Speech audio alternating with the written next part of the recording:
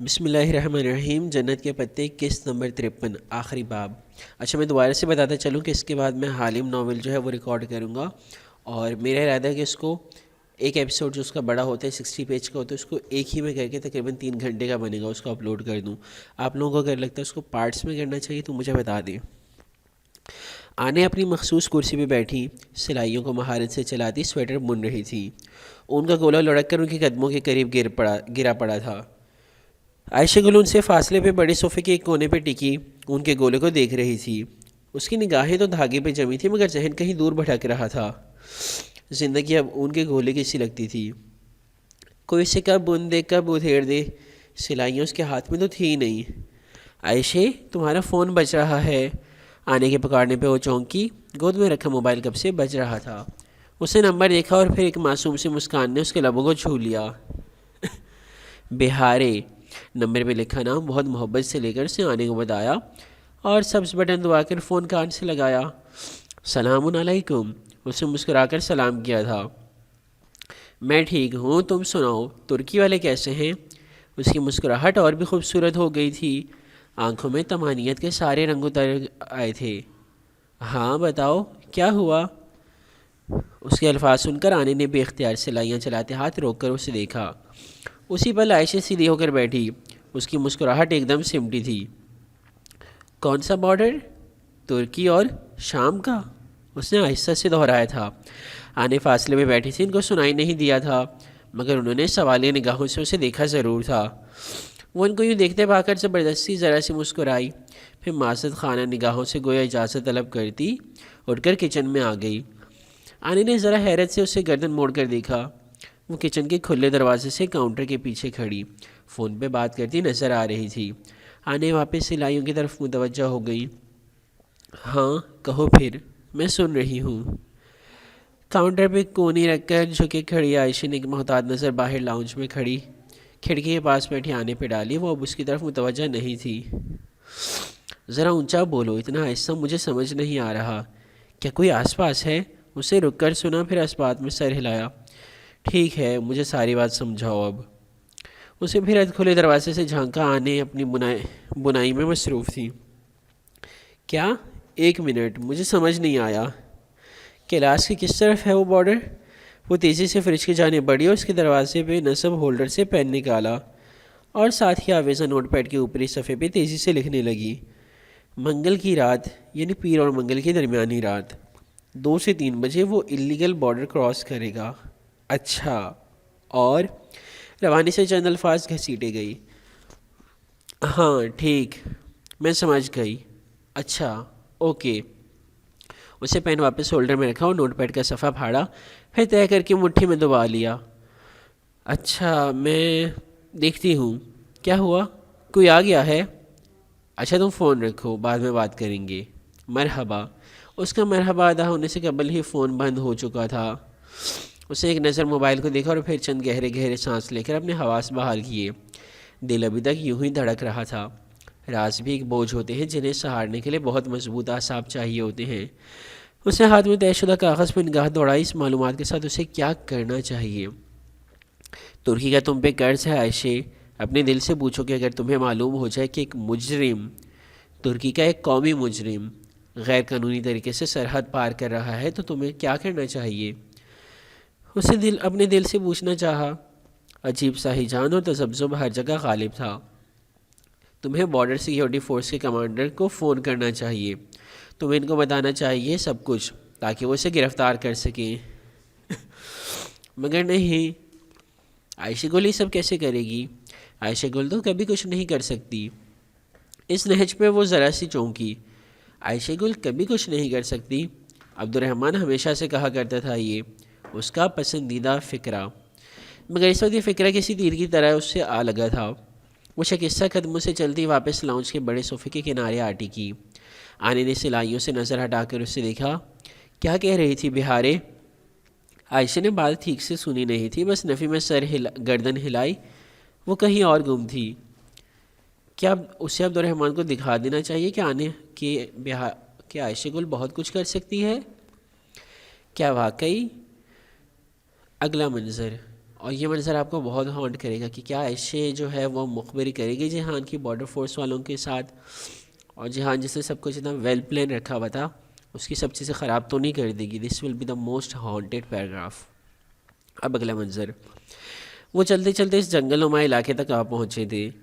اونچے سرسبز درخت اور ان کے درمیان سے دریا تنگ جھرنے کی مانند بہہ رہا تھا.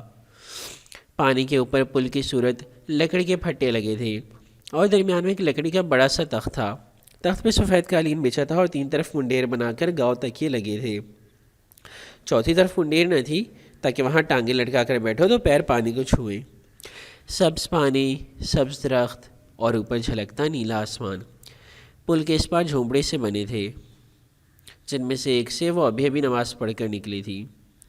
جھونپڑے اس سے بنے ہوئے تھے. ظہر سے عصر تک وہ بس چلتے ہی رہے تھے. پھر اس مقام پہ جہان انہیں چھوڑ کر اپنے کسی کام کی غرض سے چلا گیا تھا. اس کو گھنٹے تک آنا تھا. وہ اس اثنا میں کھانا کھا کر اب نماز سے فارغ ہوئی تھی. باہر نکل کر دیکھا تو بہارے پل کے تخت پہ بیٹھی پیر کے انگوٹھے سے پانی میں دائرے بنا رہی تھی. حیا نے اپنی سرخ ہلس اتار کر اندر جھونپڑی میں رکھ دی. جہان کون سا دیکھ رہا تھا اور پاؤں سے ابایا ذرا سا اٹھائے ننگے پیر چلتی پل تک آئی. بہارے کے ساتھ بیٹھ کر اسے پاؤں پانی میں ڈالے تو وہ ٹخنوں تک سبز مائع میں ڈوب گئے. جہاں سکندر کا ترکی واقعی بہت خوبصورت تھا. عبد الرحمن کب آئے گا؟ بہارے گود میں رکھے اپنے گلابی پرس پہ لگے موتی پہ انگلی پھیرتی پانی کو دیکھتے ہوئے بولی تھی. آ جائے گا ابھی. تم نے اتنی دیر کیا کیا؟ اسے گردن ذرا سی موڑ کر مسکراتے ہوئے بہارے کو دیکھا. وہ کھانے کے بعد جب نماز پڑھنے لگی تھی تو بہارے باہر آ گئی تھی. کچھ بھی نہیں کیا. اس نے بجھے بجھے چہرے کے ساتھ نفی میں سر ہلا دیا. جہان کی ڈانٹ کا اثر ابھی تک باقی تھا. کیا تم اس لیے اداس ہو کہ اس نے تمہیں ڈانٹا ہے؟ وہ ہر وقت ہی ڈانٹتا ہے مگر میں نے کچھ غلط نہیں کیا. سامنے سے ایک پرندہ اڑتا ہوا آیا. پانی کی سطح سے اپنے پنجے ٹکراتے ہوئے ذرا سے قطرے چونچ میں بھرے اور بغیر رکے پھر پھڑپڑاتا سا اتر گیا. کہ تم نے واقعی ہماری باتیں سنی تھیں؟ استفسار کرتے ہوئے بھی وہ جانتی تھی کہ اگر اس نے سنا ہو تب بھی وہ سمجھ نہیں پائی ہوگی. نہیں سنا میں نے کچھ. سب مجھے الزام کیوں دیتے ہیں؟ وہ خفگی سے کہتی سر اٹھا کر دور جاتے پرندے کو دیکھنے لگی جو اوپر آسمان پہ اڑتا جا رہا تھا. شاید اس کے لیے چونچ پر پانی ہی کافی تھا. اس کی وسعت بس اتنی ہی تھی. اچھا پھر اداس کیوں ہوں؟ حیا جب میں 15 سال کی ہو جاؤں گی تو شادی کر سکوں گی؟ اور حیا کا منہ حیرت سے کھل گیا. تمہیں ایسی بات کیوں سوچی بہارے؟ غنچہ کی شادی بھی 15 سال کی عمر میں ہوئی تھی نا؟ غنچہ کون؟ ہماری چدیسی میں رہتی تھی. ہم سب گئے تھے اس کی شادی پہ. عبد الرحمن بھی گیا تھا. تصویر بھی ہے میرے پاس، دکھاؤں؟ حیا نے مکانے کے انداز میں سر ہلایا. بہارے نے اپنا پرس کھولا، اندرون خانے کی زپ کھولی اور ایک لفافہ نکالا. اسے اس کے موبائل کی ایک جھلک نظر آئی. تمہارا فون تمہارے پاس تھا؟ اس کا چھنبا ہوا. میں سمجھی تم نہیں لائی. میں لے آئی تھی، چارجنگ ہو گئی تھی. کیا میں اسے دیکھ سکتی ہوں؟ اس سے موبائل لینے کے لیے ہاتھ بڑھایا تو بہارے نے جھٹ سے زپ بند کر کے بیگ پرے کر لیا. میں نے کچھ غلط نہیں کیا. تو میرا یقین کیوں نہیں کرتی؟ میں اچھی لڑکی ہوں. حیا نے گہری سانس بھری. اچھا ٹھیک ہے، میں تمہارا یقین کرتی ہوں. میں جانتی ہوں کہ بہارے گل اچھی لڑکی ہے اور اچھی لڑکیاں کبوتر نہیں بنتی. وہ باتیں ادھر سے ادھر نہیں کرتی. اسے ہاتھ واپس کھینچ لیا تھا. جہان تمہیں جو بات آگے بتانے سے منع کر رہا تھا وہ تم عائشہ کو نہیں بتاؤ گی. پرومس؟ بہارے نے لیکن کہنے کے لیے لب کھولے پھر بند کر دیے. پھر سر جھٹک کر لفافے سے ایک فوٹوگراف نکال کر حیا کے سامنے کیا. بس میرے پاس اس کا یہی فوٹو ہے. حیا کو دکھاتے ہوئے بھی بہاری نے تصویر کا کنارہ سختی سے پکڑ رکھا تھا. اتنی سختی سے کہ اس کا ناخن پیلا سفید پڑ گیا. وہ پانی کے قریب کوئی بھی چیز بے احتیاطی سے پکڑنے کا خطرہ نہیں لے سکتی تھی. پانی کھوئی ہوئی چیزیں کبھی بھی لوٹایا نہیں کرتا تھا. وہ شادی کے فنکشن کی تصویر تھی. کورٹ میں نکاح تھا. فرنٹ رو کی نشستوں پہ وہ تینوں بیٹھے تھے، بلیک سوٹ اور گرے شرٹ میں ملبوس. وہ بس ذرا سا مسکرا رہا تھا. ساتھ بیٹھی بہارے اور عائشہ بھی مسکرا رہی تھیں. مصنوعی فیملی. جاب ٹوٹ گئی تھی. پتہ ہے ہماری شادیوں میں نکاح کے بعد دلہا دلہن کی کرسی اٹھاتا ہے. ہاں میں جانتی ہوں، تاکہ وہ علامتی طور پر یہ ثابت کر سکے کہ وہ اپنی بیوی کی ذمہ داری کا بوجھ اٹھا سکتا ہے۔ مگر پتہ ہے غنچہ اتنی موٹی تھی کہ اس کے دلہے سے کرسی اٹھائی ہی نہیں گئی۔ پھر وہ ذرا رکی۔ مگر تم عائشہ کو مت بتانا کہ میں نے یوں کہا ہے۔ اگر تم وہ بات جو جہان نے منع کیا ہے عائشہ کو نہیں بتاؤ گی تو میں بھی اسے نہیں بتاؤں گی۔ مگر عائشہ کو تو پہلے ہی اس سے جیسے زبان دان تلے دبائی۔ کیا اسے پہلے ہی پتہ ہے؟ حیا نے بغور اسے دیکھا۔ بہار نے جھٹ گردن نفی میں ہلائی۔ میں کسی کو نہیں بتاؤں گی، پرومس۔ اس نے تصویر احتیاطاً خط کے لفافے میں ڈالی اور اسے بیگ میں رکھ دیا۔ کچھ تھا جو حیا کو ڈسٹرب کر رہا تھا، کچھ غلط تھا کہیں، مگر خیر۔ اور تم یہ شادی کی باتیں مت سوچا کرو، اچھا؟ اسے تنبیہ کرنا یاد آیا تو فوراً رکی۔ بہارے نے سر اٹھا کر اسے دیکھا، پھر نفی میں گردن ہلائی۔ میں تمہیں نہیں بتاؤں گی کہ میں کس سے شادی کروں گی۔ وہ کیوں؟ سامنے دریا کنارے درخت کا ایک پتا ہوا سے پھڑپڑا رہا تھا۔ جب ہوا کا بوجھ بڑھا تو وہ ایک دم شاخ سے ٹوٹ کر نیچے گرا۔ تم برا مانو گی، سمجھو میں نے ایسا کہا ہی نہیں۔ ہوا نے پتے کو اپنے پروں پہ سہارا دیا، آہستہ آہستہ نیچے اتارا، یہاں تک کہ پانی نے اسے نرمی سے ہوا کے ہاتھوں سے لیا اور اپنے اوپر لٹا دیا۔ تمہیں پتہ ہے عبد الرحمن نے مجھ سے وعدہ کیا تھا کہ اگر وہ مر جائے تو میں اسے جنازہ ضرور دوں گی۔ کیا؟ وہ ششدر رہ گئی، سانس رکا اور دل بھی دھڑکنا بھول گیا۔ اہلا رہے کہ دریا کی سطح پہ درختوں اور آسمان کا عکس جھلملا رہا تھا، اس عکس پہ تیرتا پتا ان کی سمت میں آ رہا تھا۔ ہاں، اسے بہت دفعہ ایسا کہا۔ چھوڑو ان باتوں کو، حیا نے خفیف سا سر جھٹکا۔ پتہ نہیں کیوں وہ ہمیشہ آگے کی ساری پلاننگ تیار رکھتا تھا، چاہے وہ مرنے کی ہی کیوں نہ ہو۔ اس نے گردن اٹھا کر سامنے دریا کو دیکھا۔ وہاں سے چٹانیں اور غار دکھائی نہیں دیتے تھے، مگر جب وہ بیلون میں اوپر اڑ رہے تھے تب وہ نظر آتے تھے، بالکل ویسے جیسے ڈاکٹر ابراہیم کی دی گئی کینڈی کے ریپر پہ بنے تھے۔ بہارے؟ اسے ایک دم یاد آیا۔ یاد ہے عائشہ کہا کرتی تھی کہ قرآن میں نشانیاں ہوتی ہیں ان لوگوں کے لیے جو غور و فکر کرتے ہیں، اور تم نے کہا تھا کہ تم جانتی ہو وہ اس رسم میں کیا بتانا بھول گئی تھی۔ ہاں، بہارے نے اس بات میں سر ہلا دیا۔ پتا بہتا ہوا ان کے قدموں کے قریب آ رہا تھا۔ جیسے ہی وہ مزید آگے آیا بہارے نے اپنے پاؤں سے اس کا راستہ روکنا چاہا۔ حیا کو احساس ہوا کہ وہ دونوں پتے کو دیکھ رہی تھیں۔ بہارے نے اسے روکنے کی کوشش کی تھی مگر اس نے نہیں کی۔ عائشہ نے بتایا ہی نہیں تھا کہ آخر میں جنگ کون جیتا۔ بہارے نے اپنے پیر سے پتے کو واپس دھکیلا، وہ ذرا پیچھے ہوا، پھر اسی رفتار سے واپس آیا۔ اب کہ بہارے نے اسے نہیں روکا، وہ ان دونوں کے پیروں کے درمیان سے گزرتا تخت کے نیچے بہتا چلا گیا۔ مسلمان جیتے تھے، یہ تو مجھے پتہ ہے۔ حیا کو حیرت ہوئی۔ یہ تھی وہ بات جس کو جاننے کے لیے اسے بہت تجسس تھا، مگر مجھے نہیں پتہ تھا، سو میں نے اسٹوری بک سے پڑھ لیا تھا بعد میں۔ ساتھ ہی بہاری نے گردن موڑ کر پیچھے دیکھا۔ بچھڑتا ہوا پتا اپنے درخت سے بہت دور پیچھے کو بہتا چلا جا رہا تھا۔ بس یہی تھی بات؟ ہاں، بہاری نے اس بات میں سر ہلایا۔ حیا کو مایوسی ہوئی۔ یہ تو سامنے کی بات تھی کہ مسلمان ہی جیتے تھے۔ پھر بہاری نے سمجھا عائشہ بتانا بھول گئی ہے، جبکہ عائشہ نے اس لیے اس بات کا ذکر نہیں کیا کہ یہ سب جانتے ہیں احزاب کی جنگ مسلمانوں نے جیتی تھی۔ یہ کوئی اہم بات تو نہیں تھی۔ اب پھر شاید ڈاکٹر ابراہیم اسے یہی بتانا چاہ رہے تھے کہ آخر میں یہ جنگ وہ جیت جائے گی۔ پھر بھی کہیں کچھ مسنگ تھا، کچھ تھا جو وہ مس کر گئی تھی۔ اس نے خفیف سا سر جھٹکا۔ پتہ نہیں۔ بہارے ابھی تک گردن موڑے دور جاتے پتے کو دیکھ رہی تھی، وہ پتا جسے اب کبھی اپنے درخت کے پاس واپس نہیں آنا تھا۔ اگلا منظر، آشیانہ کی فیملی اور فاتح ان کو سی آف کرنے آشیانہ کے صحن میں کھڑے تھے۔ اتنے دن یوں لگ رہا تھا کہ وہ ہوٹل میں نہیں بلکہ کسی گھر میں ٹھہرے ہوئے ہوں۔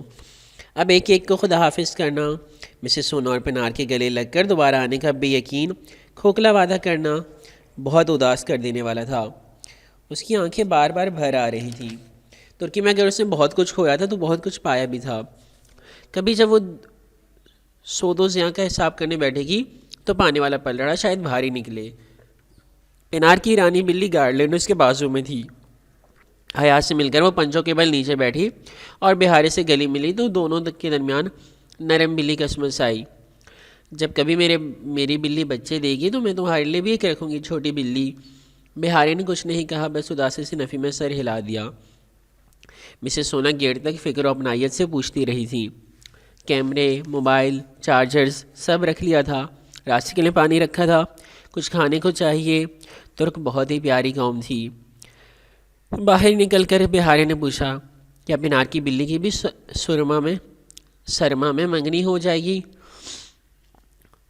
وہ تو یوں ہی کہہ رہی تھی۔ اس نے ہولے سے اس کے سر پہ چپت لگائی، پھر پلٹ کر دیکھا، وہ سب انہیں ہاتھ ہلا رہے تھے۔ حیا نے بھی مسکراتے ہوئے ہاتھ ہلایا۔ وہ ان لوگوں کی مہمان نوازی کا بدلہ کبھی بھی نہیں چکا سکتی تھی، البتہ وہ اتنا ضرور کر سکتی تھی کہ اب جب بھی وہ اپنے ملک اور اپنی یونیورسٹی میں کسی ترک بلکہ کسی بھی غیر ملکی اسٹوڈنٹ سے ملے گی تو کوشش کرے گی کہ اس کے لیے بھی وہ اتنا ہی وقت نکالے جتنا ان ترکوں نے اس کے لیے نکالا تھا اور جتنا وہ ہر مہمان کے لیے نکالتے تھے۔ اور کاش وہ یہ کر بھی سکے، پاکستان جا بھی سکے۔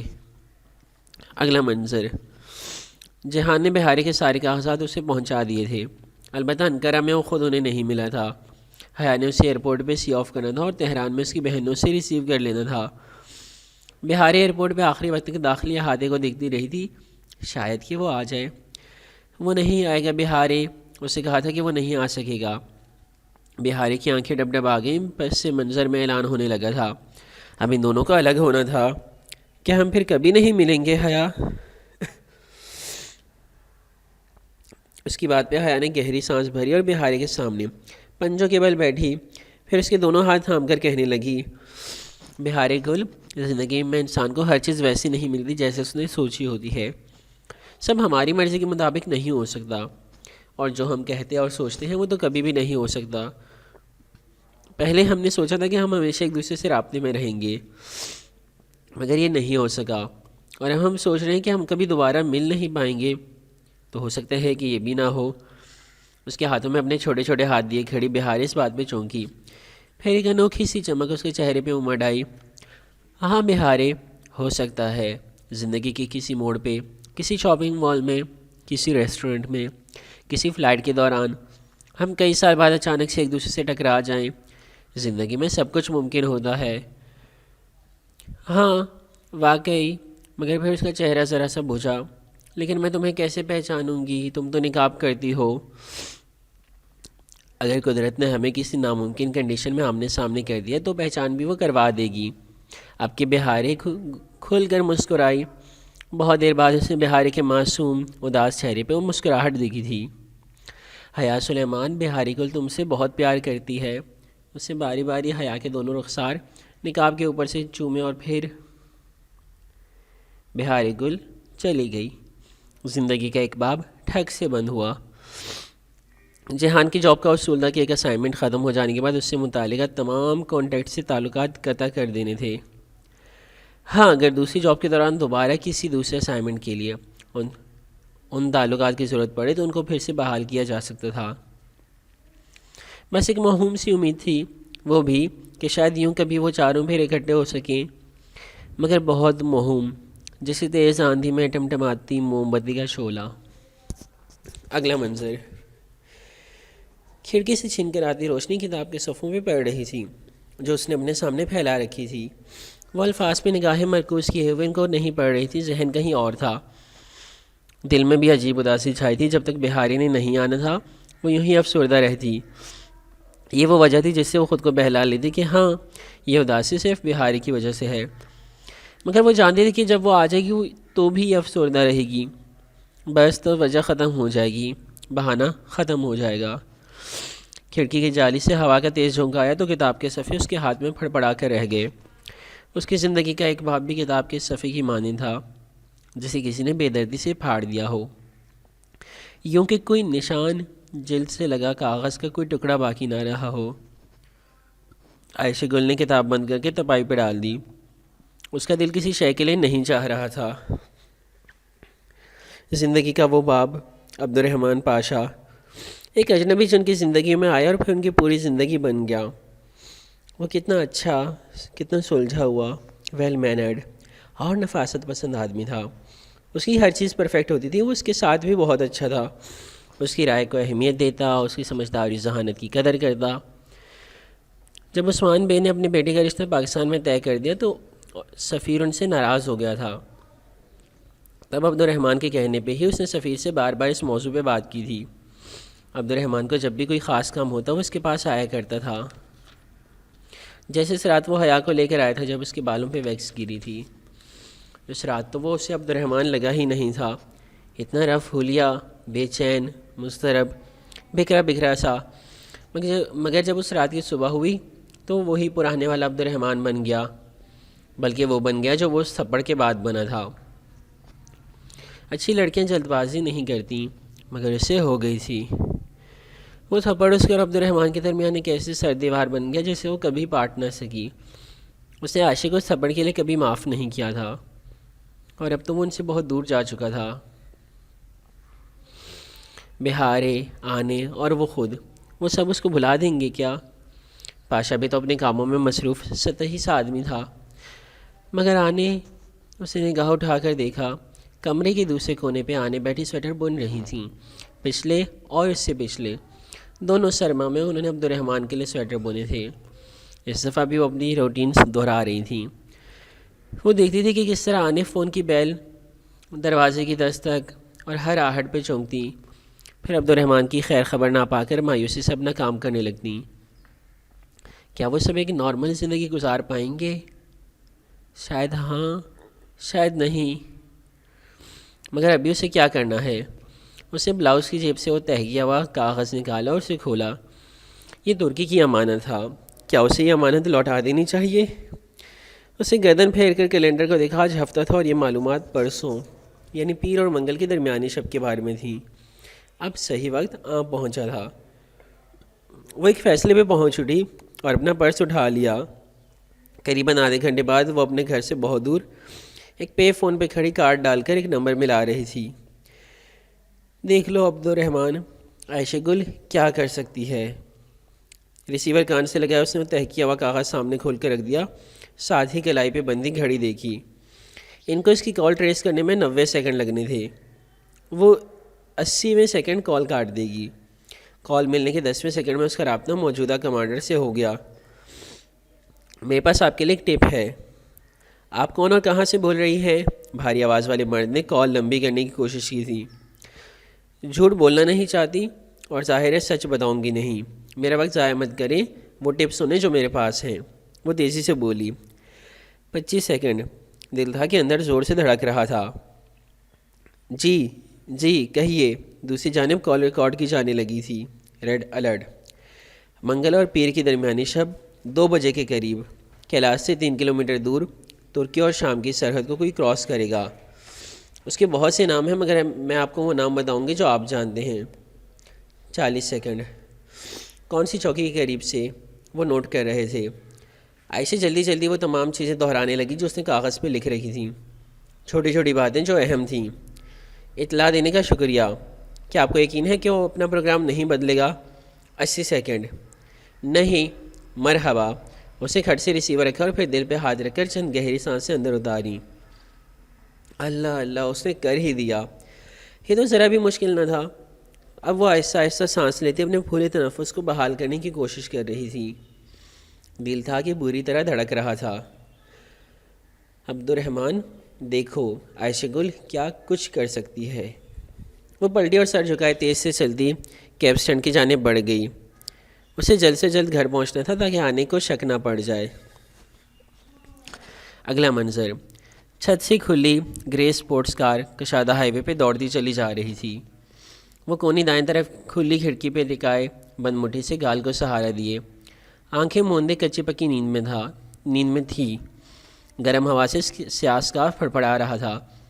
دفتن کار کو ذرا سا جھٹکا لگا تو اس کا چہرہ آگے کو لڑکا، مگر اگلے ہی پل وہ آنکھیں کھول کر سنبھل کر پیچھے ہوئی۔ سامنے لمبی ہائی وے کے افق پہ سورج طلوع ہو رہا تھا۔ ہوا میں گرمی کی شدت بڑھ گئی تھی۔ سڑک کے دونوں اطراف خشک ویرانہ تھا، دور پہاڑ تھے۔ میں سو گئی تھی؟ اسے آنکھیں ملتے جیسے خود سے پوچھا۔ نہیں میڈم، آپ کل رات سے ڈرائیو کر رہی ہیں۔ سو تو میں رہا تھا۔ حیا نے بائیں جانب دیکھا۔ جہان اسٹیئرنگ ویل پہ دونوں ہاتھ رکھے ڈرائیو کر رہا تھا۔ نیلی جینس پہ نیلی ڈریس شرٹ کے آستین کونیوں تک موڑے، آنکھوں پہ سیاہ گلاسز لگائے جن کے سائڈ سے آنکھ کے قریب زخم کا نشان صاف نظر آ رہا تھا۔ کیا ہم کلاس پہنچ گئے؟ اسے گردن ادھر ادھر پھیری۔ موٹر وے کے اطراف کا مخصوص ویران علاقہ۔ نہیں، سو جاؤ، جب پہنچیں گے تو تمہیں اٹھا دوں گا۔ حیا نے اس بات میں سر ہلایا اور گردن سیٹ کی پشت سے ٹکا کر آنکھیں موند لیں۔ جہان نے نگاہیں پھیر کر اسے دیکھا اور پھر افسوس سے سر جھٹکا۔ حیا خانم، فرنٹ سیٹ پہ بیٹھنے کے جو ایتھکس ہوتے ہیں ان میں دوسرا نمبر کس چیز کا ہوتا ہے؟ میں نے سیٹ بیلٹ پہن رکھی ہے، بند آنکھوں سے کہتے اس نے ہاتھ سے۔ ہم نے سیٹ بیلٹ کو چھو کر یقین دہانی کی۔ وہ پہلا اصول ہے۔ دوسرا فرنٹ سیٹ پہ سونے کی ممانعت کے حوالے سے ہے۔ نیند ویسے ہی کھل گئی تھی، اوپر سے اس کے طنز۔ وہ آنکھیں کھول کے پوری طرح جاگ کر سیدھی ہوئی۔ تمہارے منہ سے ایتھکس کا ذکر کتنا خوبصورت لگتا ہے نا جہاں۔ کیوں؟ چند ایک باتوں کے علاوہ میں ایک بہت ڈیسنٹ آدمی ہوں۔ وہ برا مان گیا۔ حیا نے بہت حیرانی سے اسے دیکھا۔ تھینک یو ویری مچ جہاں سکندر، ورنہ میں انقرہ سے یہاں تک یہی سوچتی آ رہی ہوں کہ یہ کار تمہاری اپنی ہے یا چوری کی۔ جہان نے ایک خفا نگاہ اس پہ ڈالی اور رینٹ کی ہے کہہ کر سامنے دیکھنے لگا۔ ہم کلاس کب پہنچیں گے؟ اسے ذرا عقل مندی سے پوچھا۔ ڈرائیو میں کر رہا ہوں، تم تو سوتی آئی ہو، پھر تمہیں کیا تکلیف ہے؟ ایک تو پتہ نہیں ہر ڈرائیو کرنے والا یہ کیوں سمجھتا ہے کہ اس کے علاوہ باقی تمام مسافر تھک نہیں سکتے۔ اوہ، تمہارا پاؤں تو نہیں دکھ رہا نا؟ نہیں، ٹھیک ہے۔ اور تمہارا سر درد؟ اسے پھر سے جارحیت کے پردے میں دفاع کیا۔ میں ٹھیک ہوں۔ حیا نے اس بات پہ گردن موڑ کر بغور اس کا چہرہ دیکھا۔ آخر دفعہ سچ کب بولا تھا؟ ابھی 10 سیکنڈ پہلے، جب میں نے کہا کہ میں ٹھیک ہوں۔ وہ جانتی تھی کہ اگر اس کے سر میں درد تھا تب بھی وہ نہیں بتائے گا۔ چند لمحے خاموشی سے گزرے۔ باہر چلتی گرم ہوا کے تھپیڑوں کے سوا کوئی آواز نہ سنائی دیتی تھی۔ ہم کیلاش کب پہنچیں گے؟ اس نے اپنے ذرا اکتا کر کوئی تیسری دفعہ پوچھا۔ 2 گھنٹے مزید لگیں گے۔ میں نے نہیں کہا تھا کہ آؤ، تم خود مصر تھیں۔ شکایت تو نہیں کر رہی، ٹائم ہی پوچھ رہی ہوں۔ کوئی 70ویں دفعہ پوچھ رہی ہو۔ وہ باقاعدہ برا مان گیا تھا۔ اور تم تو کپادوکیا دیکھنے آئی تھی نا، پھر کیلاش آنے کی کیا ضرورت تھی؟ میری مرضی۔ اسے بے نیازی سے شانے اچکائے۔ یہ کہہ نہیں سکتی تھی کہ وہ اس کو اکیلا نہیں چھوڑنا چاہتی تھی۔ اسے ڈر تھا کہ وہ اسے کھو نہ دے۔ کار اسی طرح سنسان سڑک پہ دوڑ رہی تھی۔ شاذ و نادر آس پاس سے اکا دکا گاڑی گزر جاتی، ورنہ ہر سو سنہری سی خاموشی تھی۔ ہم کلاس میں کہاں رہیں گے؟ کبھی کبھی بہاری گل بننے میں حرج نہیں ہوتا، سو اس نے پھر سے سوال کیا۔ ایک سیف ہاؤس ہے، رات وہیں گزاریں گے۔ آج اتوار ہے، کل پیر کا دن بھی وہیں گزاریں گے۔ پھر میں کل رات بارڈر پہ چلا جاؤں گا اور تم پرسوں صبح استنبول چلی جاؤ گی۔ پھر پرسوں رات تم پاکستان کی فلائٹ لے لو گی۔ اب اگر کہتی ہو تو 71ویں دفعہ سارا پلان دہرا دوں؟ اتنی بری لگ رہی ہو نا تو نہ لاتے مجھے۔ تم نے ایک دفعہ بھی منع نہیں کیا اور فوراً راضی ہو گئے۔ تم اندر سے خود ہی چاہتے تھے کہ میں تمہارے ساتھ آؤں۔ واہ واہ، یہ سن کر میری آنکھیں بھر آئیں۔ جہان نے مسکراہٹ دبائے سر جھٹکا۔ وہ یقیناً اس کے سونے سے بور ہو رہا تھا اور چاہتا تھا کہ وہ جاگ جائے اور جلی کٹی ہی سنائے مگر بولتی رہے۔ مگر مجال ہے جو یہ آدمی اعتراف کر لے۔ وہ خفگی سے رخ موڑے بائیں طرف باہر دکھتی رہی۔ پاکستان میں ڈرائیونگ سیٹ دائیں طرف ہوتی تھی مگر ترکی میں بائیں جانب تھی، سو وہ جہان کے دائیں بیٹھی تھی۔ سو سیڈ نمرا، یہ جس پہلے بتانی تھی، میں کب سے امیجن الٹا کر رہا ہوں۔ خیر اب صحیح امیجن کر لیں۔ سورج اب پوری طرح سے نکل آیا تھا۔ کل رات جب انقرہ میں ہوٹل سے جہان نے اسے پک کیا تھا تب سے اب تک وہ حالت سفر میں تھے۔ ویسے اب بتاؤ، دنیا کا سب سے خوبصورت شہر کون سا ہے؟ وہ اسے چھیڑ رہا تھا۔ اسلام آباد، وہ بے نیازی سے بولی۔ اچھا، اسٹیئرنگ ویل گھماتے ہوئے جہان نے اس بات میں سر ہلا دیا۔ اور ہیلین آف ٹرائی کا ذکر تو تم نے سنا ہوگا۔ ہاں، اس کا یہاں کیا ذکر؟ وہ دور آتے پہاڑیوں کو دیکھ کر بولی۔ ٹرائی کا تاریخی شہر ترکی میں ہی واقع ہے۔ ہاں، وہ ہیلن آف ٹرائی کی کہانی ترکی کی ہی ہے۔ اچھا، جہان نے اپنی تعریف سے متاثر کرنے کی کوشش کی مگر حیا نے ذرا اثر نہیں لیا۔ وہ ابھی ڈی جے کے دوست ہونے کا حق ادا کرنا چاہتی تھی۔ جہان کچھ دیر دانت سے لب دبائے کچھ سوچتا رہا، پھر ایک دم اسے گردن موڑ کر حیا کے اس طرف دور سے دکھائی دیتے پہاڑوں کو دیکھا اور ایک مسکراہٹ اس کے لبوں پہ آ گئی۔ اس پہاڑ کا نام معلوم ہے تمہیں؟ حیا اسی طرف دیکھ رہی تھی، بس ذرا سے شانے اچکائے۔ نہیں، وہ ماؤنٹ نمرود ہے، کہہ کر جہان نے اس کے تاثرات دیکھے۔ اچھا، وہی بے نیازی۔ نہیں، تم نہیں سمجھی، یہ ماؤنٹ نمرود ہے۔ نمرود کو تو جانتی ہوگی تم۔ کون؟ اس کے لبوں سے پھسلا۔ پھر یاد آیا ترکی کے جو نام تے پہ ختم ہوتے تھے وہ ہمارے دال پہ ختم ہوتے تھے۔ احمد سے بنا احمد، مولود سے بنا مولود، اور نمرود سے بنا نمرود، بادشاہ نمرود۔ وہ چونکی۔ ہاں وہی نمرود، اور یہ وہی پہاڑ ہے جہاں نمرود نے ابراہیم علیہ السلام کو آگ میں اتارا تھا۔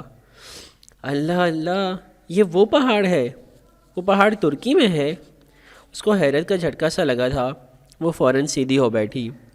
وہ بھورا سا پہاڑ جو ان سے بہت دور تھا کافی دیر سے ان کے ساتھ چلا آ رہا تھا۔ یہ تھا وہ پہاڑ۔ وہ 5 ماہ سے ترکی میں تھی اور اسے کبھی ہی نہیں پتہ چلا کہ وہ سارا قصہ، وہ سب آج کے ترکی میں ہوا تھا۔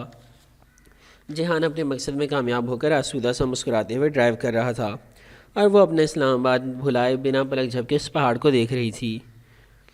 وہ 4000 سال پرانا قصہ، وہ جس کا ذکر قدیم مقدس کتابوں میں ملتا ہے، وہ اس پہاڑ پہ پیش آیا تھا، بالکل اسی پہاڑ پہ، جب ہم سب کے ابراہیم علیہ السلام کو، ان ابراہیم علیہ السلام کو جنہیں یہود، عیسائی اور مسلمان سب اپنا پیغمبر مانتے ہیں، ان کو جب آگ میں ڈالا گیا تھا، اس آگ میں جو جلا دیتی ہے، جو راکھ کر دیتی ہے، مگر وہ آگ، وہ بھی ان کے لیے گلزار بن گئی تھی، نرم گلابوں کی طرح۔ لیکن پھر ہر کس کے پاس قلب سلیم تو نہیں ہوتا نا، اور جانے اس سلیم دل کو حاصل کرنے کے لیے پہلے انسان کو کتنا جلنا پڑے، یہاں تک کہ آگ اس پہ اثر کرنا چھوڑ دے۔ ہاں، تپش اثر کرنا چھوڑ دیا کرتی ہے جب جل جل کر انسان کندن بن جائے۔ اور پھر لوگ پوچھتے ہیں کہ آپ کو ابایا میں گرمی نہیں لگتی؟ اور حجابی لڑکی حیران ہوئی ہے کہ گرمی؟ کون سی گرمی؟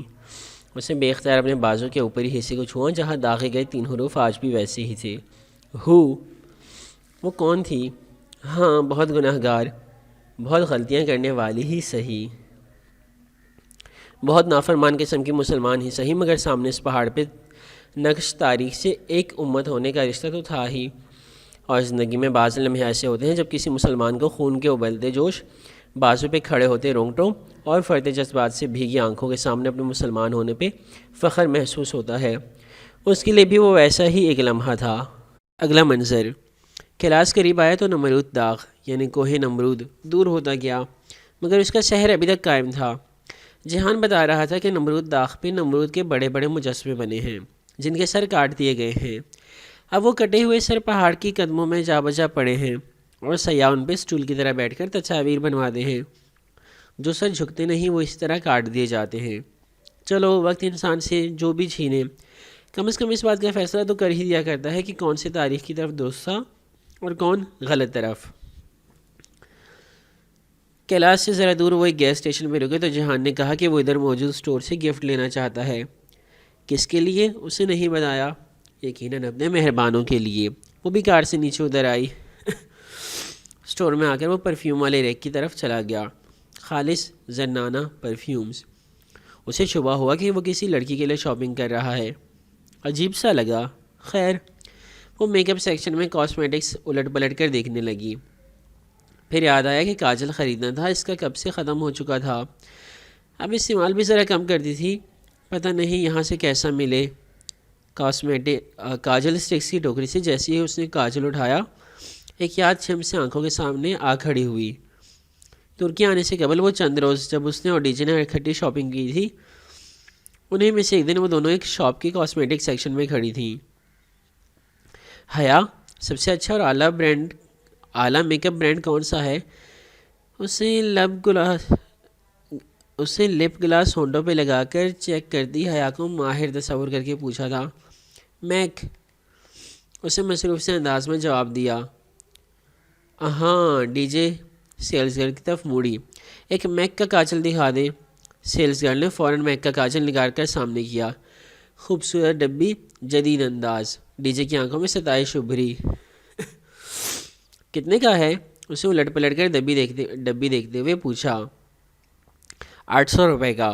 ڈی جے کا منہ کھول گیا۔ یہ ایک 800 روپے کا ہے؟ سیلز گرل نے شائستگی سے اس بات میں سر ہلا دیا۔ ڈی جے نے ہاتھ میں پکڑے کاجل کو دیکھا اور پھر سیلز گرل کو، پھر حیا کی طرف ہو کر سرگوشی کی، be Pakistani and buy Pakistani. ساتھ ہی ٹک سے کاجل کاؤنٹر پہ رکھ کر قطعیت سے سیلز گرل سے بولی، دکھائیں بھائی وہی اپنا 35 روپے والا ہاشمی کاجل۔ منظر نگاہوں کے سامنے سے تحلیل ہو گیا اور نگاہیں دھندلا گئیں۔ پھر بھی وہ دھیرے سے ہنسی اور آنکھیں رگڑیں۔ یادیں جو کبھی پیچھا نہیں چھوڑ دیں۔ وہ کاجل لیے بغیر اب پاکستان جا کر ہی لے گی۔ جہان کی طرف چلی آئی۔ وہ ایک پرفیوم خرید چکا تھا اور اب پیمنٹ کر رہا تھا۔ اتنا چھوٹا سا سٹور ہے، تمہیں کیسے پتا کہ اتنا مہنگا پرفیوم جو لے رہے ہو وہ اوریجنل ہے یا نقل؟ جہان کو ٹوکنا تو قومی فریضہ تھا اس کے لیے۔ جہان نے بقایا پیسے واپس پکڑتے ہوئے مڑ کر سنجیدگی سے اسے دیکھا اور پھر لفافے سے پرفیوم نکال کر ڈبی سے شیشی باہر نکالی۔ پھر شیشے کی اسپرے نوزل اپنی انگلی کے قریب لے جا کر اسپرے کیا۔ دیکھو یہ کتنا فائن اور برابر اسپرے ہوا ہے۔ اگر نکلی ہوتا تو ذرا پچکڑی کی صورت اسپرے ہوتا، اور میں نے کئی بار پریس کر کے دیکھا ہے، کیونکہ پہلی دفعہ میں تو اوریجنل پرفیوم پریس کرنے پہ بھی اسپرے اتنا فائن نہیں ہوتا۔ اس نے ہاتھ پہ لگی خوشبو کو انگلیوں سے مسلا، پھر شیشے کا نوزل حیا کے سامنے کیا۔ دیکھو یہ نوزل کتنا پتلا ہے۔ اوریجنل پرفیوم کا ہمیشہ پتلا ہی ہوتا ہے، جبکہ اسی برانڈ کے نکلی پرفیومز کا نوزل کچھ ذرا کھلا ہوگا۔ پھر وہ شاپر میں پرفیوم ڈالتا پلٹ گیا۔ اس نے بس اس بات میں سر ہلا دیا، اس آدمی کے پاس ہر مسئلے کا حل ہوتا تھا۔ جب وہ کیلاش کی گلیوں میں سے گزر رہے تھے تو وہ سوچنے لگی کہ آخر کیسے اس کے پاس ہر مسئلے کا حل ہوتا تھا۔ یہ ساری باتیں کوئی سکھا تو نہیں سکتا، یہ خود سیکھی جاتی ہیں، تجربے سے، مشاہدے سے۔ ہاں وہ یقیناً کسی مسئلے کی وجہ سے اکتا جاتا ہوگا، مگر پھر عام لوگوں کی طرح اس چیز کو ٹھپ کر کے نہیں بیٹھ جاتا ہوگا، بلکہ اس کا حل ڈھونڈتا ہوگا، اور ڈھونڈنے سے تو سب مل جایا کرتا ہے۔ ہاں وہ اسٹرگل کرنے والوں میں سے تھا، وہ اس سے متاثر ہوئی تھی، مگر خیر یہ بات اسے کہے گی بھی تو نہیں۔ کیلاش چھوٹا سا قصبہ تھا، تنگ مگر صاف گلیاں، خانچہ فروش، پھلوں سبزیوں کی ریڑیاں، پاکستان کے کسی چھوٹے شہر جیسا، مگر زیادہ صاف ستھرا۔ قریباً آدھے گھنٹے کے بعد وہ ایک ایسی ہی گلی میں ایک گھر کے دروازے پہ کھڑے تھے۔ دستک دینے کے چند لمحوں میں ہی دروازہ کھل گیا۔ مرحبا، معمر خاتون نے مسکراتے ہوئے سلام کیا۔ مسکراہٹ کا پتہ آنکھوں سے چلا، ورنہ انہوں نے کھلے اسکرٹ اور لمبے بلاؤز کے اوپر اسکارف سے نقاب لے رکھا تھا۔ مرحبا، ساتھی جہان نے حیا کو آگے بڑھنے کا اشارہ کیا۔ خاتون راستہ چھوڑ کر کھڑی تھی۔ حیا نے ذرا جھجک کر جہان کو دیکھا، پھر خاتون کو سر کے اسبات سے سلام کا جواب دیتی اندر داخل ہوئی۔ چھوٹا سا صحن آگے کمرے کا دروازہ تھا، برآمدہ وغیرہ نہیں تھا۔ وہ تینوں دروازے تک ساتھ آئے۔ چوکھٹ پہ جہان جھک کر بوٹ کے تسمے کھولنے لگا، پھر جھکے گردن اٹھا کر آنکھوں سے حیا کو ذرا خفگی سے اشارہ کیا۔ وہ جلدی سے آگے بڑھی اور نقاب اتارتے ہوئے تعظیماً ان خاتون کا ہاتھ لے کر چوما اور آنکھوں سے لگایا۔ یہ میری بیوی ہے حیا۔ وہ اب جوتے پیروں سے نکال رہا تھا۔ خاتون نے مسکراتے ہوئے اسے دعا دی، عمر میں برکت اور نعمتوں کی بقا کی دعا۔ وہ مسکراتے ہوئے دوبارہ نقاب کرنے لگی تو وہ سیدھا ہوتے ہوئے بولا، یہاں اور کوئی نہیں ہے، اتار دو۔ پھر خاتون کی طرف اشارہ کرتے ہوئے بتایا، یہ مریم خانم ہے، میرے دوست علی کرامت کی والدہ۔ حیا کو حیرت کا جھٹکا لگا۔ اللہ اللہ، یہ تھی وہ؟ حد ہے، جہان نے بتایا ہی نہیں۔ بہت خوشی ہوئی آپ سے مل کر۔ وہ واقعی خوشی سے بولی تھی۔ وہ خاتون مسکراتے ہوئے سر ہلا کر پھر انہیں اندر لے گئی۔ جب وہ فرشی نشست والے کمرے میں آ بیٹھے تو وہ بہت اشتیاق سے کہنے لگی، مجھے جہان نے بہت دفعہ آپ کے بارے میں بتایا تھا، کرامت بے، آپ کے ہسبینڈ کی ورک شاپ تھی نا استنبول میں، اب کہاں ہوتے ہیں وہ؟ اس سوال پر مریم خانم کی مسکراتی آنکھیں ذرا سمٹی۔ انہوں نے جہان کو دیکھا اور جہان نے حیا کو۔ کیا کچھ غلط پوچھ لیا؟ ان کی ڈیتھ ہو چکی ہے بیٹا، وہ بولی تو آواز سوگوار تھی۔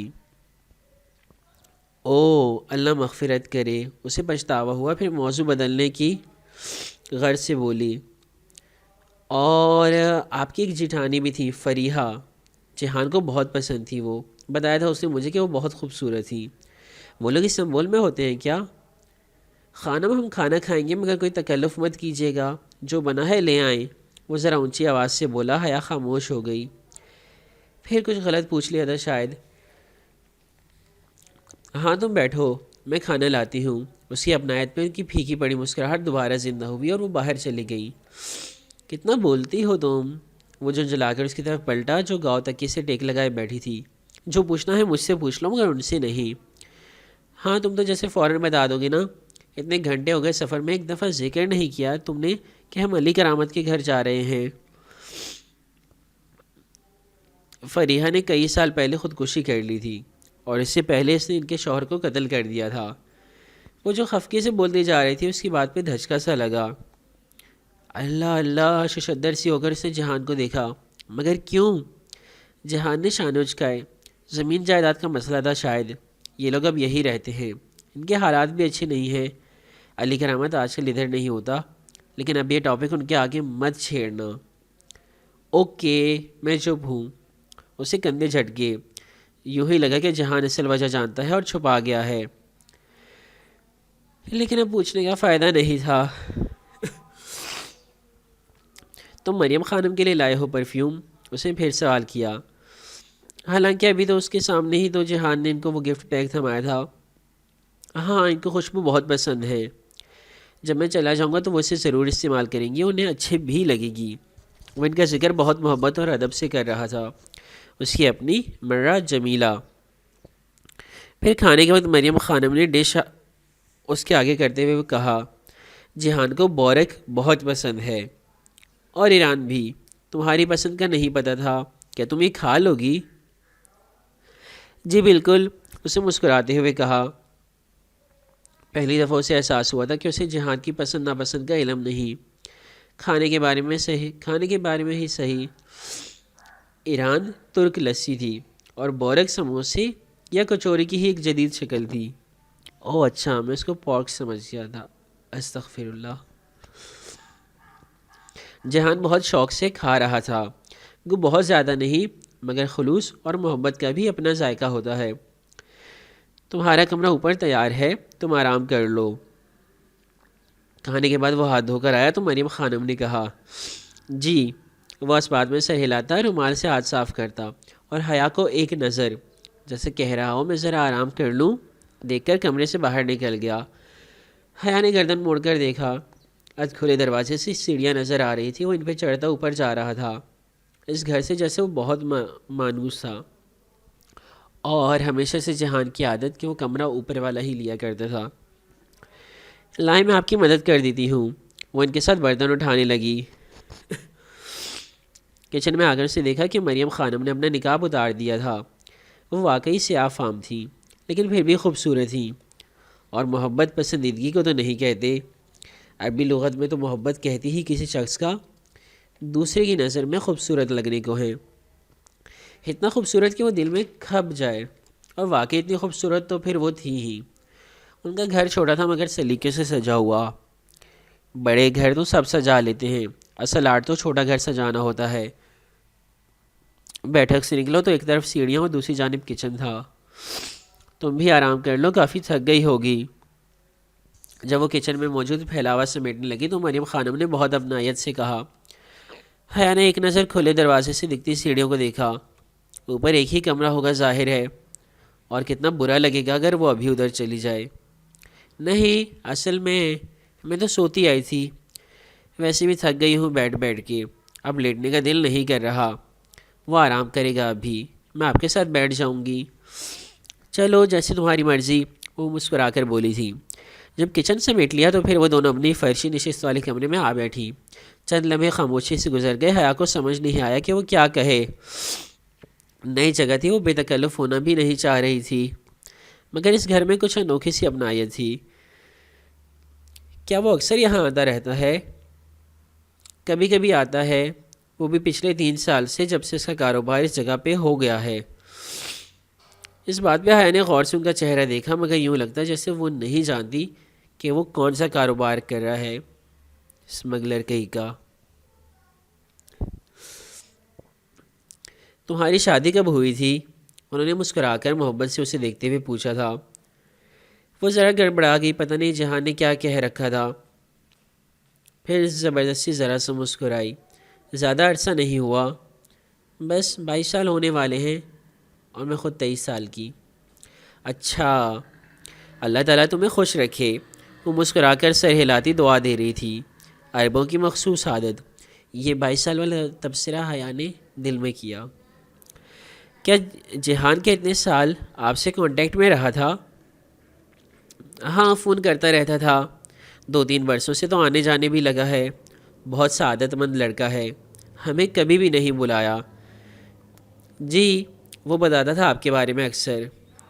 آپ تو ڈاکٹر تھی نا؟ میرا مطلب ہے نا۔ ہاں، مگر اب میرے گھٹنوں میں درد رہتا ہے۔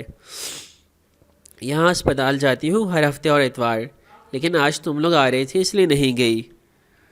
یعنی کہ جہان ان کو آنے سے پہلے مطلع کر چکا تھا، لیکن کیا تھا اگر اسے بھی بتا دیتا؟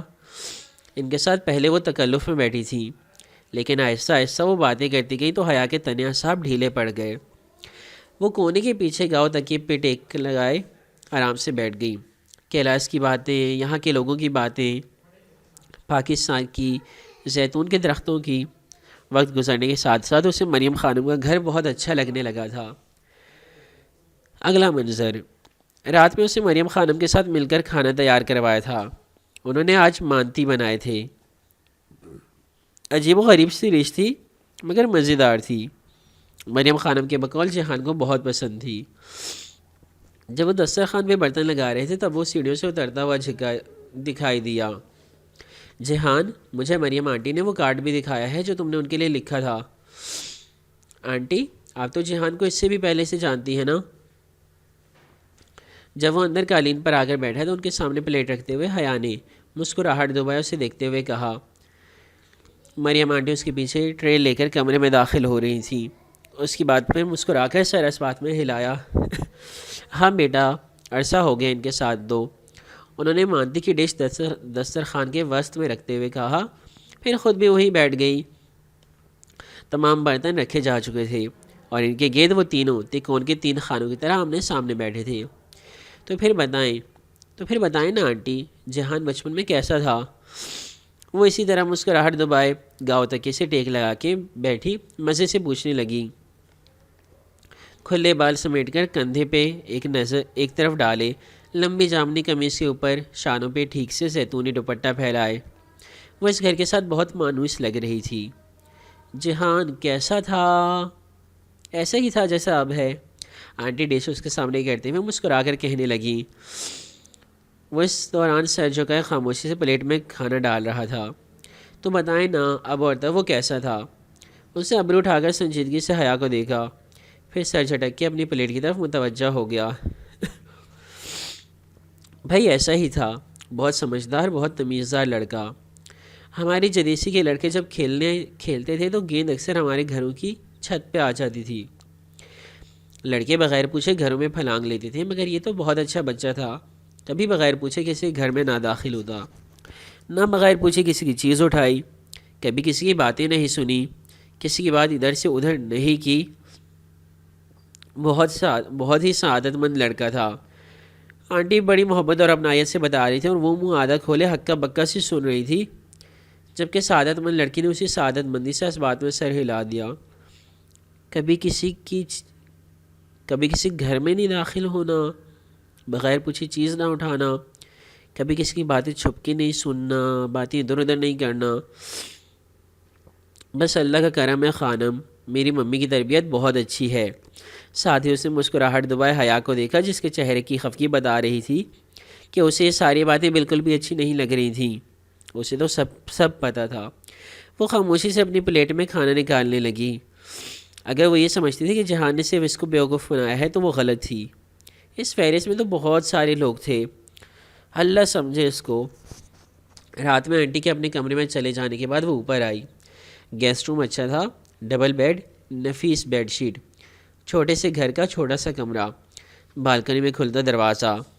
ترکی کے بالائی منزل کے کمروں میں بالکنی میں کھلتے دروازے ضرور ہوا کرتے تھے۔ جہان کمرے میں نہیں تھا، وہ بیڈ کی پائنتی پہ آ کر بیٹھ گئی۔ سمجھ نہیں آ رہی تھی اب کیا کرے۔ بالکنی کے دروازے پہ آہٹ ہوئی تو وہ فوراً اٹھنے لگی۔ بیٹھو بیٹھو، وہ ہاتھ اٹھا کے رکتا اجلت میں آگے آیا، کرسی کے سائڈ سے اپنا بیگ اٹھایا اور اسے کھولنے لگا۔ حیا اٹھتے اٹھتے واپس بیٹھ گئی۔ تم سو جاؤ، مجھے ذرا کام ہے۔ اپنے بیگ سے اپنا لیپ ٹاپ نکالتے ہوئے اس نے حیا کو کہا۔ لیپ ٹاپ کو اپنے سامنے کھول کر وہ اب کچھ سی ڈیز نکال کر الٹ پلٹ کرنے لگا تھا۔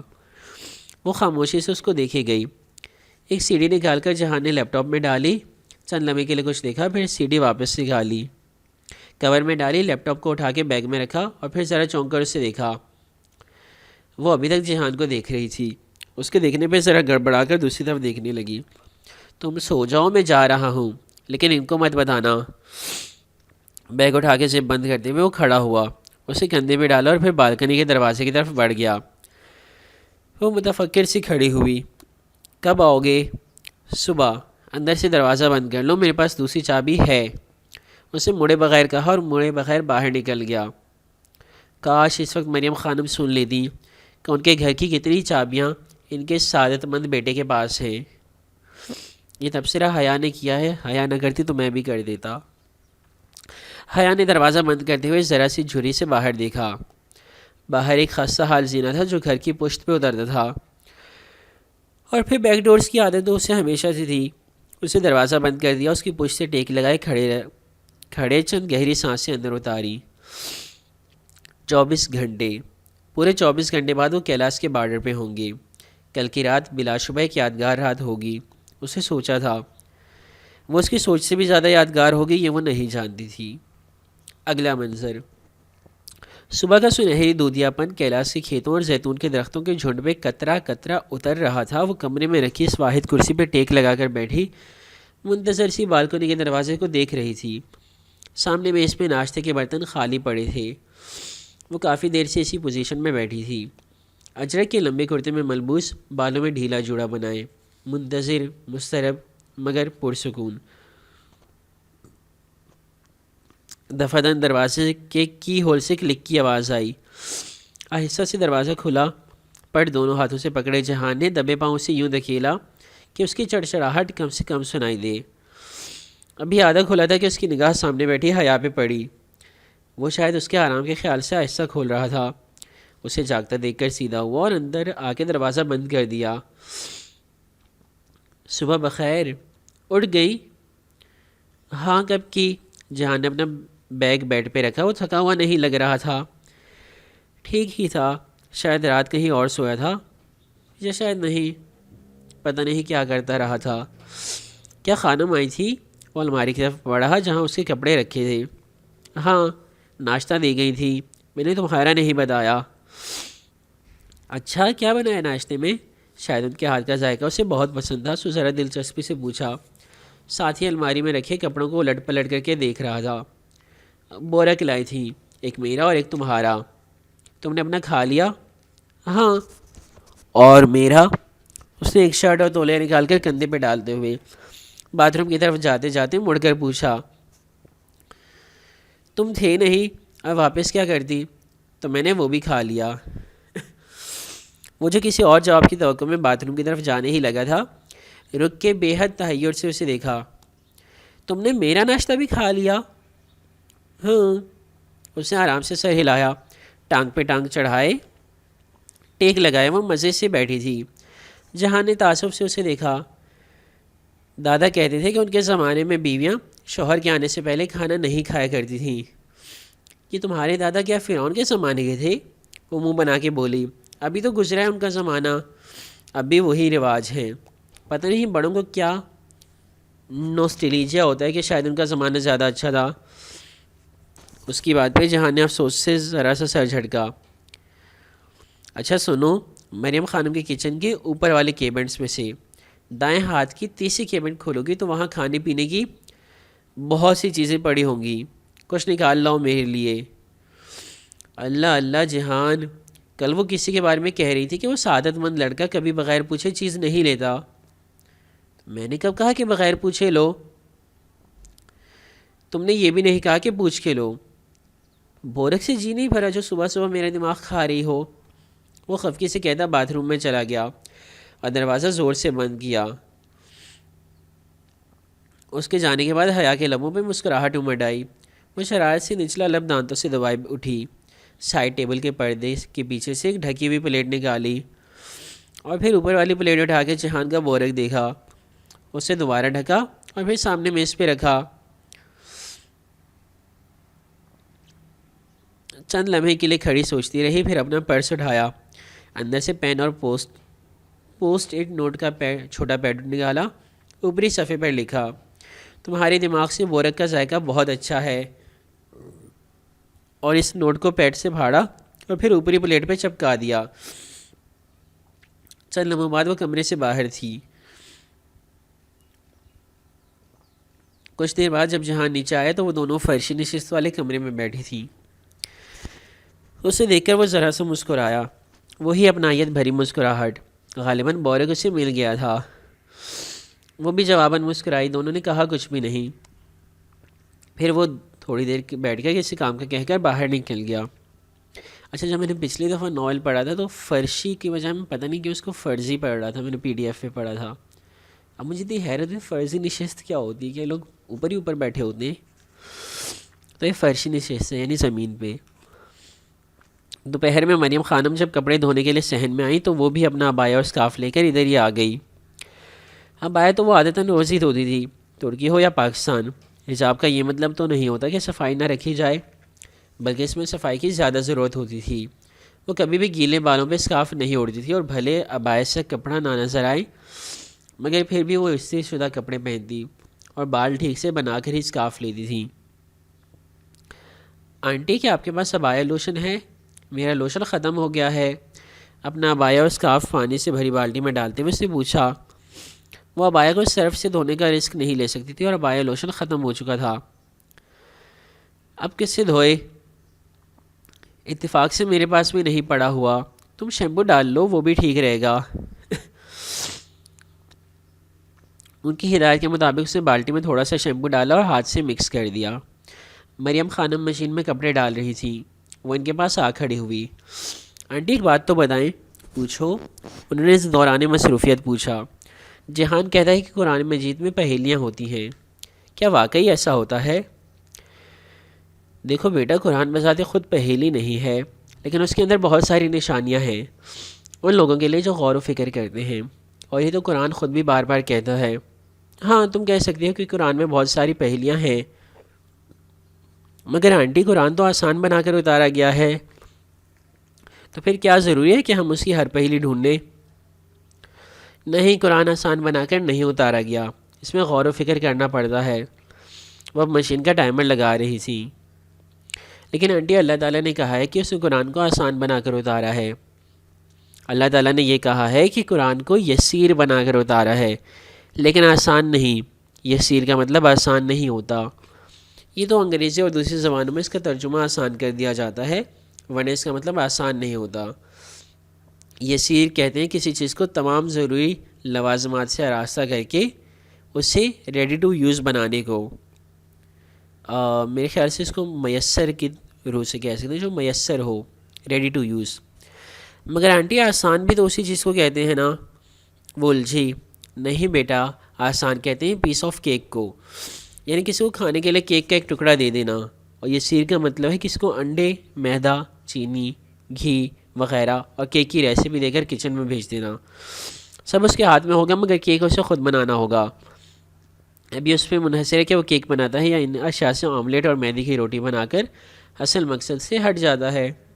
انسان کے لیے وہی ہوتا ہے بیٹا جس کی وہ کوشش کرتا ہے۔ مشین زوردار آواز کے ساتھ چل رہی تھی۔ اس کے عبایا کو بھگوئی بھی کافی دیر ہونے کو آئی تھی، تو اس نے بالٹی سے اپنے گیلا عبایا اور اسکارف نکالا اور صحن کے کونے میں لگے سنک پہ لے آئی۔ آنٹی، کیا سب گناہ معاف ہو جاتے ہیں؟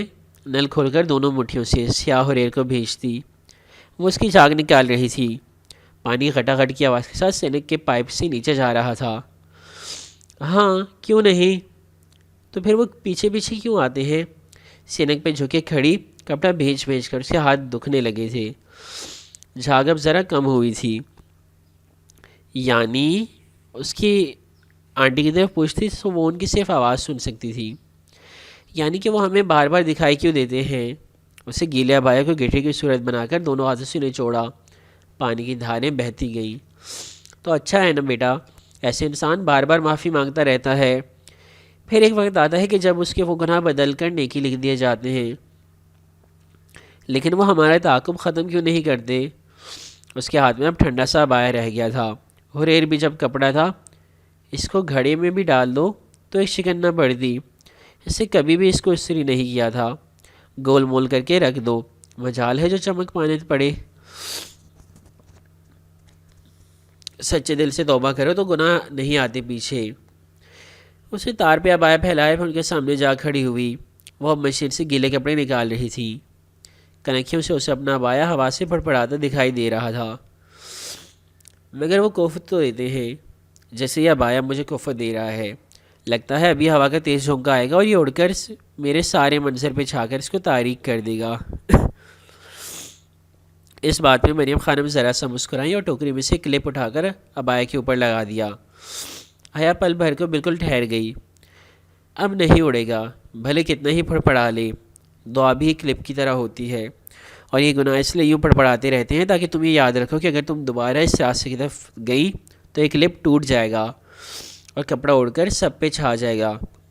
زمانہ اسلام میں آنے کے بعد جاہلیت کے سب گناہ معاف کر دیے جاتے ہیں، لیکن ایک دفعہ پھر غلط راستے کی طرف جانے کی صورت میں وہ پچھلے گناہ زندہ ہو جاتے ہیں اور انسان کے اس پرانے زمانے جاہلیت کا بھی حساب دینا پڑتا ہے۔ تو گناہ اس لیے ہمیں دکھائے جاتے ہیں تاکہ ہم ڈرتے رہیں اور برائی کی طرف دوبارہ نہ جائیں، ہاں، اور تاکہ ہم خوف اور امید کے درمیان اللہ تعالیٰ کو پکارتے رہیں۔ اسی کو کہتے ہیں ایمان۔ مشین کا ڈرائر بزر بجانے لگا تھا۔ آنٹی اس کی طرف پلٹ گئی، وہ بس ان کے پشت کو دیکھی گئی۔